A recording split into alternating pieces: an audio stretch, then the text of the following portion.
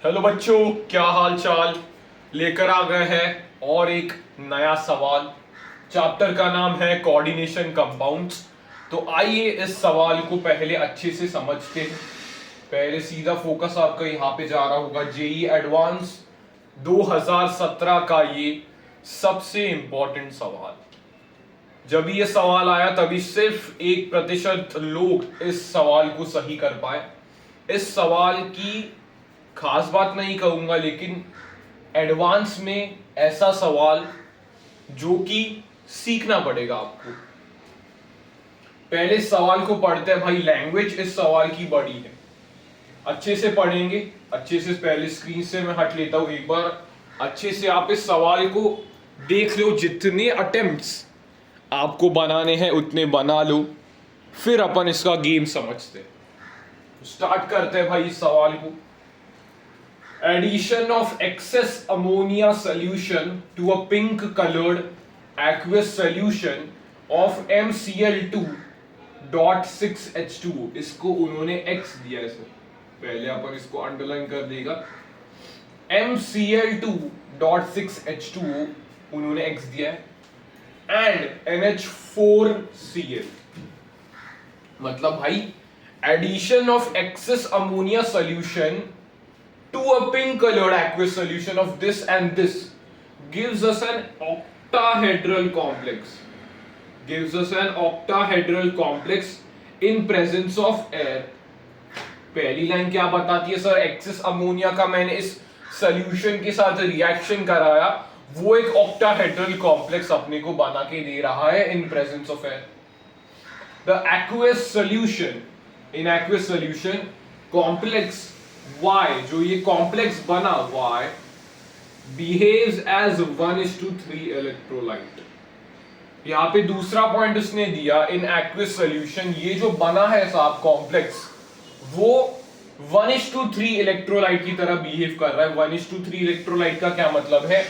एक डब्बा होगा और तीन दूसरे मतलब तीन वो होंगे, मतलब एक कटायन डब्बा होगा और तीन उसके काउंटर आयंस होंगे। वैसे इसका मतलब होता है, वो अपन समझेंगे।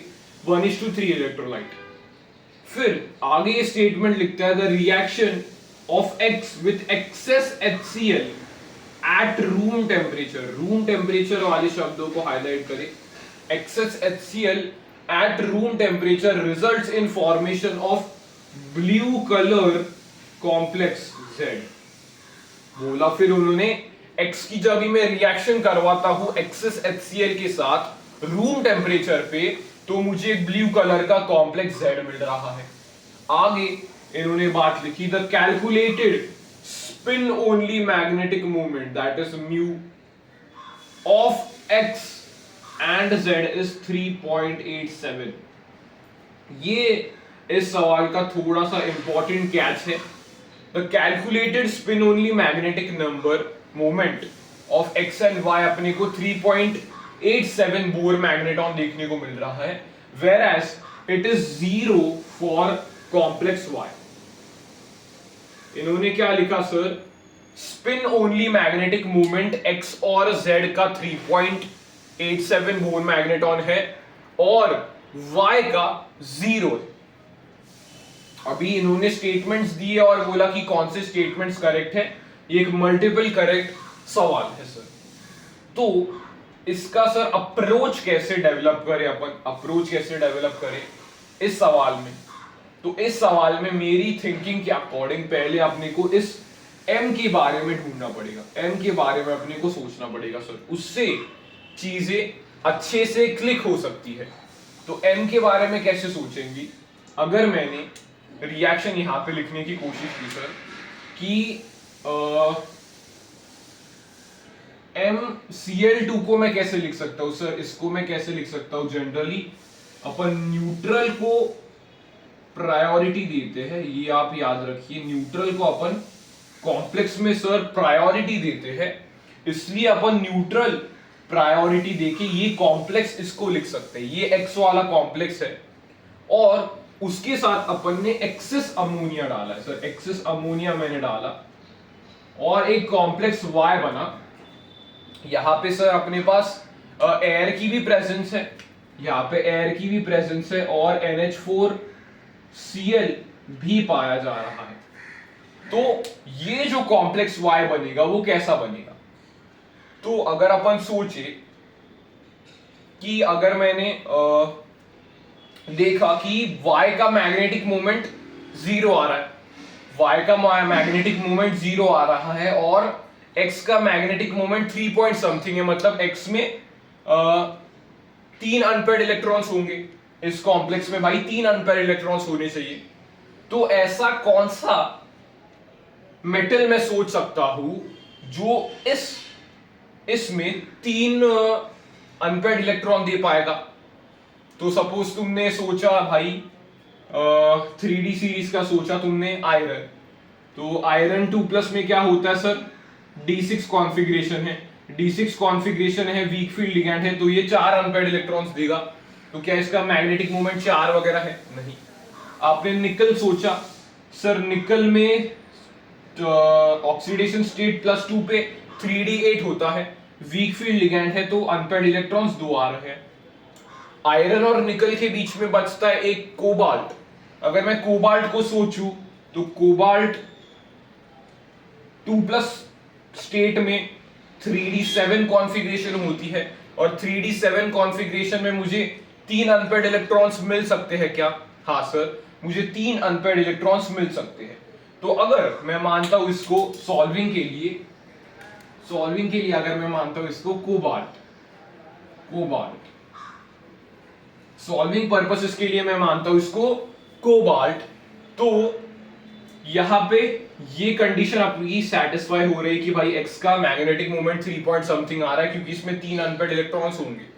अभी जब भी मैं ये बात करूंगा कि 0 मैग्नेटिक मोमेंट आना चाहिए, तो क्या मैं ऐसा कॉम्प्लेक्स बना सकता हूं? क्या मैं ऐसा कॉम्प्लेक्स बना सकता हूं? ऐसा कोबाल्ट NH3 6 टाइम्स Cl3, क्या ऐसा कॉम्प्लेक्स बनाने से मेरी ये कंडीशन सेटिस्फाई हो रही है क्या? इसका एक्सप्लेनेशन कैसे कर सकते हो? अगर इस कॉम्प्लेक्स को पहले अपन चेक करते हैं कि कैसे हुआ ये। अगर ये कॉम्प्लेक्स Y सही है तो ये कंडीशन सेटिस्फाई होनी चाहिए कि भाई 0 मैग्नेटिक मूवमेंट है। तो कोबाल्ट पे ऑक्सीडेशन स्टेट +3 है, मतलब वो D6 कॉन्फ़िगरेशन में होगा। हाँ सर, D6 कॉन्फ़िगरेशन में होगा इन प्रेजेंस ऑफ अमोनिया, जो कि एक स्ट्रॉन्ग फील्ड लिगैंड है। उसमें पेयरिंग हो जाएगी, मतलब वो D6 कॉन्फ़िगरेशन था, फिर अमोनिया एक स्ट्रॉन्ग फील्ड लिगैंड है, उसके प्रेजेंस में पेयरिंग होके क्या ऐसा बन सकता है सर? ऐसा बन सकता है, ये पेयरिंग हो जाएगी और ये 2d ऑर्बिटल्स खाली रहेंगे, ये एक s ऑर्बिटल और 3p ऑर्बिटल्स खाली रहेंगे। तो इसका मैग्नेटिक मोमेंट 0 आएगा क्योंकि इसके नंबर ऑफ अनपेयर्ड इलेक्ट्रॉन 0 है। क्या आप ये सोच पा रहे हो? कैलकुलेट करते रहो साइड में। D6 configuration, strong field ligand, ऐसा केस बनेगा। हाँ सर। अगर मैं और एक बार इसको वेरीफाई करने की कोशिश करता हूं तो उसने लिखा है कि Y 1:3 इलेक्ट्रोलाइट है। अगर मैं इसको पानी में फेंकता हूं तो कॉम्प्लेक्स कटायन पे 3+ चार्ज आएगा और बाकी 3 क्लोरीन माइनस सेपरेट हो जाएंगे। मतलब साहब ये सही है, ये 1:3 इलेक्ट्रोलाइट की भी कंडीशन सेटिस्फाई कर रहा है और ये 0 मैग्नेटिक मूवमेंट की भी कंडीशन सेटिस्फाई कर रहा है। तो अगर मैं पहला ऑप्शन पढ़ूं कि hybridisation on central metal atom in Y is D2sp3, हाँ सर देख सकते हो आप D2sp3 दिख रहा है सबको? यस सर दिख रहा है, तो ये स्टेटमेंट एकदम सही है। सेकेंड स्टेटमेंट की बात करेंगे, addition of silver nitrate to Y gives only 2 equivalents of HCl। अरे साहब, अपन ने इसमें AgNO3 ऐड किया तो 3 इक्विवेलेंट्स मिलने चाहिए ना, क्योंकि 3 क्लोरीन माइनस है, 3 क्लोरीन माइनस 3 AgClPPT बनाएगा, ना कि 2। मतलब ये स्टेटमेंट तो बिल्कुल ही गलत है। फिर when X and Z are in equilibrium at 0 degree, the color of the solution is pink and D statement की Z एक टेट्राहेड्रल कॉम्प्लेक्स है। मतलब अपने को यहाँ पे Z के बारे में कुछ चेक करना है। तो Z के लिए क्या बोला कि X का रिएक्शन मैंने एक्सेस HCl से किया तो एक ब्लू कलर कॉम्प्लेक्स मिला। मतलब अगर मैं बात करूं कि X मतलब अगर मैंने इसी का ही रिएक्शन सर HCl के साथ किया तो मुझे ब्लू कलर का कॉम्प्लेक्स Z मिल रहा है। तो यहां पे सीधा आपको रिजल्ट याद होना चाहिए।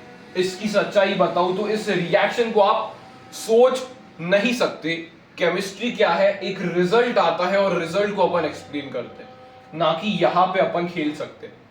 केमिस्ट्री एक ऐसा सब्जेक्ट है कि अपन रिजल्ट्स पहले सब समझते हैं फिर उसको एक्सप्लेन करने की कोशिश करते हैं। तो यहां पे एक सीधा कॉम्प्लेक्स बनता है, वो कॉम्प्लेक्स है कोबाल्ट, या भाई सेंट्रल मेटल एटम तो कोबाल्ट है, कोबाल्ट Cl4 2-। ये कॉम्प्लेक्स बनता है, इसका कलर ब्लू होता है इसका कलर। तो अगर तुम लोगों का डाउट हो सर हम कोबाल्ट के साथ Cl6 बना के एक ऑक्टाहेड्रल कॉम्प्लेक्स बना सकते हैं, तो उसका भी यही कुछ आंसर आ सकता है, अगर अपन ने -3 बाहर डाला तो। हाँ सर, -3 अगर मैं बाहर डालता हूं तो एग्जैक्ट मतलब क्या बोला मैंने, हाँ -2 ही ऐसे रहने दिया और यहाँ पे मैंने 6 डाला तो एग्जैक्ट वाटर की तरह केस होगा। ये भी वीक फील्ड लिगेंड है, D7 कॉन्फ़िगरेशन है, तो ये इस केस में भी मैच हो रहा है सर, 3 पॉइंट समथिंग आएगा। अगर मैं ऑक्टाहेड्रल कॉम्प्लेक्स तुम्हारे दिमाग में आ रहा है सर आपने सीधा ये कैसे लिख दिया, ऑक्टाहेड्रल कॉम्प्लेक्स में बनाता हूं तो भी ये आंसर मैच हो रहा है, तो आपने यही क्यों कॉम्प्लेक्स लिखा। तो इसको एक्सप्लेन करने के लिए एक फॉरेन किताब में रूल मेंशन किया है। इस रूल को आपको लिखने की जरूरत नहीं है, मैं बस एक्सप्लेन करता हूं, जिसको लैपोर्ते सिलेक्शन रूल अपन कहते हैं।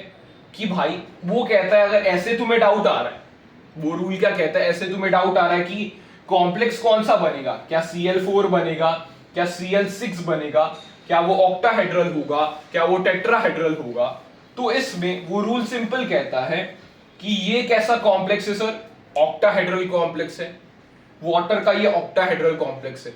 मैं एक ये कॉन्सेप्ट आपको पूछता हूं, ऑक्टाहेड्रल क्या जेरेड होता है या अनजेरेड।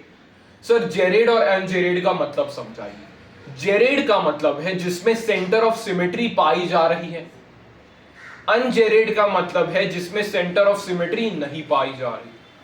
तो ऑक्टाहेड्रल कॉम्प्लेक्स आप सभी को मालूम है कि अपन T2GEG लिखते हैं ऑक्टाहेड्रल कॉम्प्लेक्सेस में, मतलब ये जेरेड कॉम्प्लेक्स है, इसमें साफ सेंटर ऑफ सिमेट्री पाई जा रही है।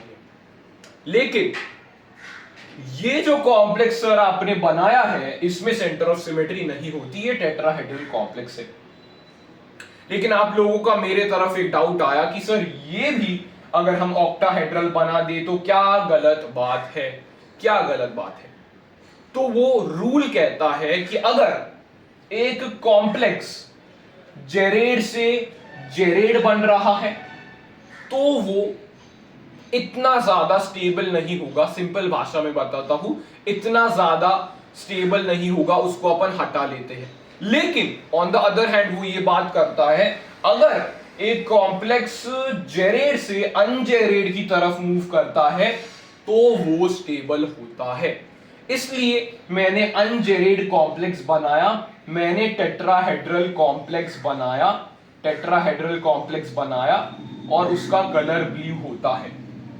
लेकिन साहब ये डेटा है, ये रिएक्शन आपको याद होनी चाहिए। लेकिन ये आप मुझे पूछोगे सर ये रिएक्शन एनसीईआरटी में नहीं है, इस बुक में नहीं है, ऐसा सवाल एडवांस पूछता है, ऐसा 1-2 बार वो कर चुका है।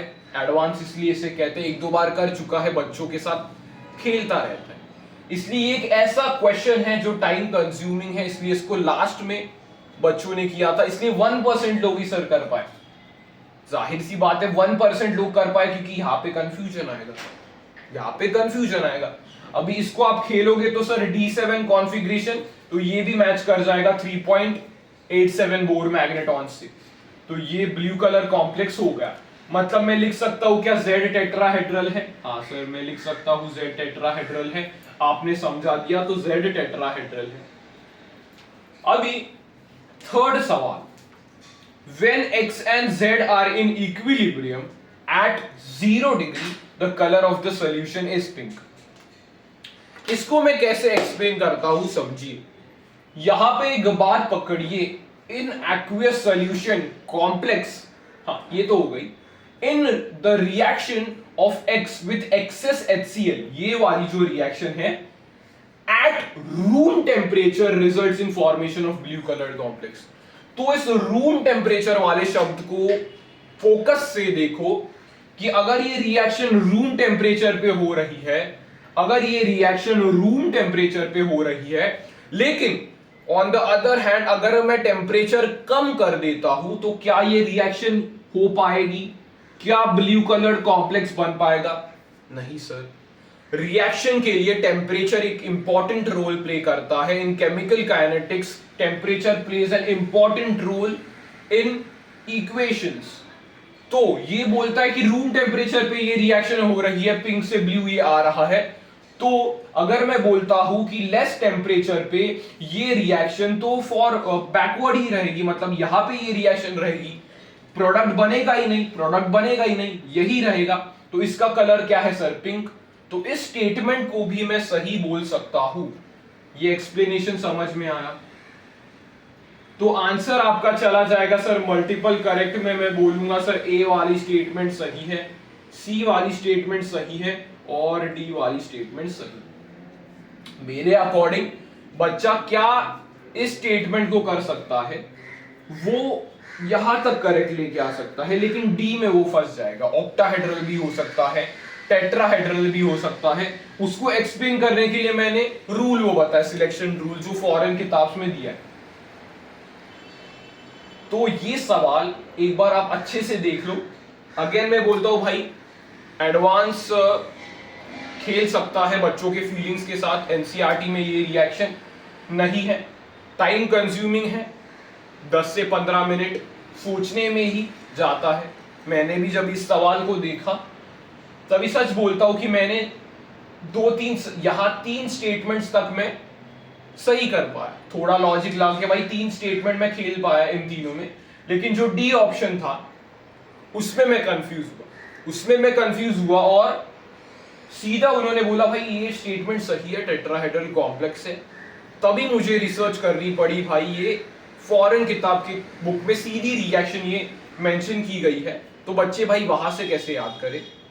इसलिए मैंने अपना काम किया कि मैंने सिंपल सॉल्यूशन आपको दिया, जो एक्सप्लेनेशन हो सकता है इसका बेस्ट। एक बार आप अच्छे से इस सवाल को देखो।